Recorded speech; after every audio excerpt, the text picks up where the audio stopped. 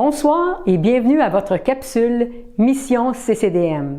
Déjà le milieu de l'été, mais nous avons des nouvelles de nos missionnaires. Débutons avec des nouvelles de Michel et Louis Charbonneau. René a réalisé une courte vidéo avec eux. Écoutons-les. OK, bonjour tout le monde. On espère que vous allez bien, que les vacances se passent bien. Et on est heureux d'être avec vous aujourd'hui. On est au Canada depuis le 26 mars et on a quitté Port-au-Prince pour Cap-Haïtien au nord. Et de là, on a pris 3 avions pour arriver à Montréal. On a habité à Longueuil pour un temps et là, on est à Saint-Hyacinthe. Et pour retrouver la famille, retrouver les amis et travailler. Donc, depuis notre départ de là-bas, l'école a été fermée cette année une douzaine de jours et l'école est réouverte et nos jeunes viennent juste de graduer. Donc, on est content qu'on ait pu avoir une année malgré les problèmes, que tout s'est bien déroulé. On n'a pas perdu personne, personne n'est décédé, personne n'a été blessé. Donc, c'est formidable, le Seigneur a mis la main. Actuellement, c'est un temps de transition. On est après évaluer tout ce qui se passe là-bas. Donc, chaque jour, je peux téléphoner 2, 3, 4 fois avec différents groupes pour dire comment ça va la louange, comment ça va la prédication, comment ça va l'école du dimanche. On a une école du dimanche avec 1000 personnes actuellement et ça va super bien. On a parti un groupe qui est 12-92, donc 12 ans à 92 ans. Et les gens voulaient que je fasse 12-72. J'ai dit non, je ne serai pas dedans si c'est 12-72. Donc, on fait 12-92. Je veux être dedans. Donc, on a à peu près 1000 personnes qui sont là. C'est formidable. On a eu des baptêmes du Saint-Esprit dernièrement et des délivrances de mauvais esprits. Et Dieu est à l'action, Dieu travaille. Donc, on est vraiment en temps de réévaluation. On est à repréparer notre retour. On a demandé pour retourner en Haïti au mois d'août. Et on espère que ça va aller, que les autorités vont voir Dieu et que Dieu va leur parler et qu'on va avoir leur autorisation de retourner. En retournant, on a beaucoup de défis. Finir l'appartement où nous sommes, en haut de nos bureaux et de déménager dans la bâtisse afin d'être plus près du travail et la maison, le travail ensemble. Donc, vraiment, on vous remercie. S'il vous plaît, priez pour nous afin que Dieu bénisse abondamment l'œuvre là-bas. On a beaucoup de nouveaux, 100 000 personnes ont été déplacées pour se diriger dans notre région à cause de la violence. Donc, beaucoup de nouveaux. Actuellement, on est après évaluer 150 enfants pour les ajouter à notre école. Donc, s'il vous plaît, priez pour des parrains. On a besoin de mettre ces petits-enfants-là à l'école et on veut les voir bien tourner. On veut pas qu'elles vers les gangs. Donc, on veut les amener vers le Seigneur, la gang du Seigneur. Donc, s'il vous plaît, priez pour nous dans ce temps de travail à distance, que Dieu puisse bénir ceux qui sont restés là-bas et que Dieu leur fasse du bien. Gloire à Dieu. On a une petite vidéo historique qu'on vous a préparée et on voudrait vous le présenter. C'est un peu l'histoire, les travaux de la vie de l'Église, la nourriture pour les enfants et prier pour la nourriture. Les gens ont faim.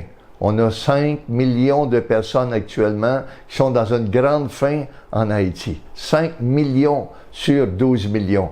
Et les Nations Unies ont peur que des gens vont mourir de faim dans les semaines qui viennent.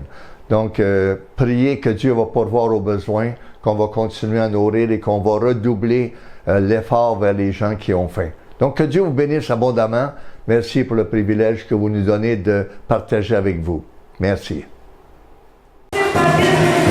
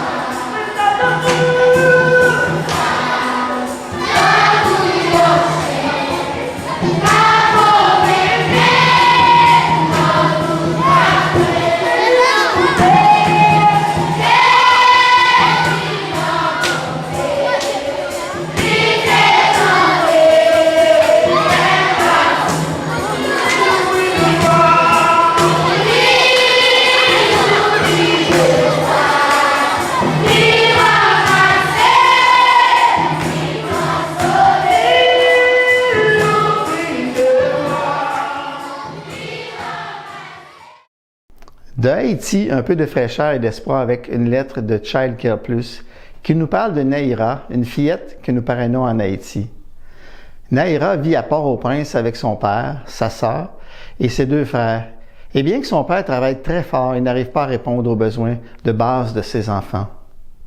Le parrainage permet maintenant à Naïra d'aller à l'école, de recevoir des vêtements, des soins médicaux et ce dont elle a besoin. Cette dernière est une petite fille joyeuse et aimant jouer avec ses amis et dessiner. Combien sommes-nous heureux de parrainer cette fillette, considérant le contexte social et politique actuel en Haïti? D'Ottawa, cette fois, Grand Freak et son épouse Anne-Claire Charette, d'Appui de Pointe, nous ont fait parvenir de leurs nouvelles. Écoutons-les. Bonjour, ici Grant. Et moi, c'est Anne-Claire. Nous vous invitons à vous joindre à nous pour participer à une opportunité excitante de servir les députés canadiens. Nous sommes des intervenants en soins spirituels pour Appui de Pointe et Leading Influence, qui offrent des services d'aumônerie d'excellence pour répondre aux besoins personnels et spirituels des dirigeants élus à travers le Canada. Nous avons servi au Québec pendant 25 ans en tant que pasteur d'une église locale. Au cours des dernières années, nous avons aussi développé la branche francophone de Leading Influence qui s'appelle Appui de Pointe. Alors, à partir de juin 2024, nous serons tous les 2 missionnaires à temps plein au service de nos politiciens fédéraux. Pour garantir notre autonomie et notre indépendance politique, nous évitons de solliciter les fonds gouvernementaux pour soutenir notre travail. Nous sommes entièrement financés par des donateurs comme vous. Alors, nous aimerions vous inviter à vous associer à nous dans cette occasion de servir et de soutenir les députés canadiens et leur personnel. Merci de votre soutien. Nous sommes très excités à l'idée d'entreprendre ce nouveau parcours de ministère. Merci beaucoup. Merci. Encore une fois, nous vous présentons une vidéo qui saura certainement vous intéresser. Dieu soit loué.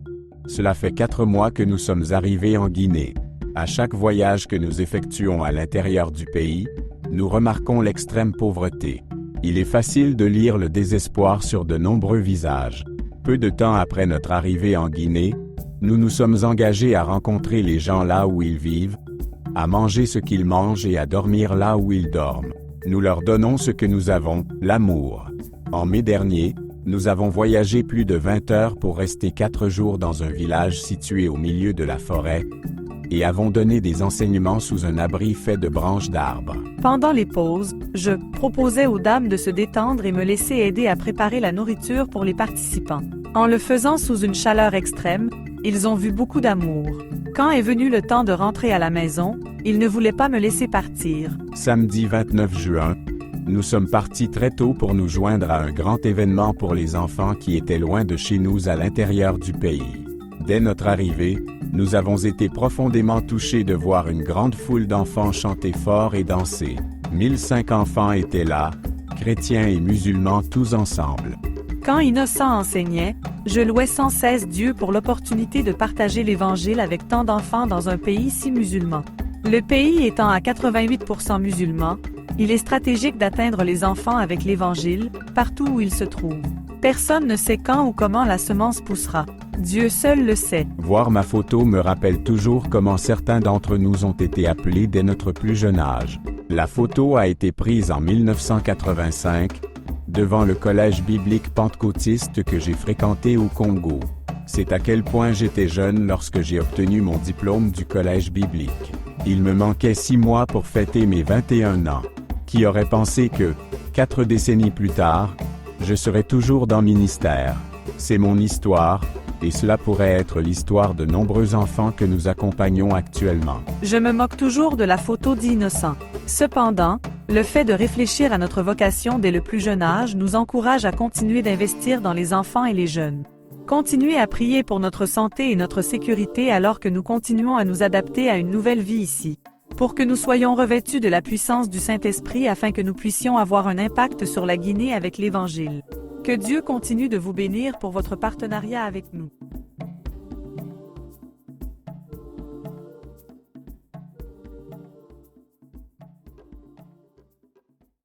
Seigneur, nous voulons vraiment te remercier pour tout ce que tu fais, Seigneur. Oui, tu vois tous ces œuvres là qui fleurissent, Seigneur, qu'on puisse vraiment être aussi témoins, mais aussi être participants, oui, par nos prières, Seigneur, aussi par notre soutien financier, Seigneur. Que tu puisses continuer à agir, Seigneur, pendant cette période estivale, Seigneur, et qu'on se retrouve, Seigneur, à l'automne avec d'autres projets, Seigneur, d'autres bonnes nouvelles, Seigneur. Et je te remercie pour tout ce que tu fais, oui, dans nos vies, Seigneur. Tu vois ces Jeux olympiques qui s'en viennent, Seigneur, que ça puisse être des inspirations, Seigneur, pour, oui, vraiment, pour notre foi, Seigneur. Parce que l'apôtre Paul nous dit de courir, Seigneur, pour d'achever cette course, Seigneur. Qu'on puisse être un participant dans la foi. Merci. Nous espérons que cette capsule Mission CCDM vous a plu et nous vous remercions de prier et de donner pour les missionnaires. On se donne rendez-vous en septembre. Bon été, que Dieu vous bénisse.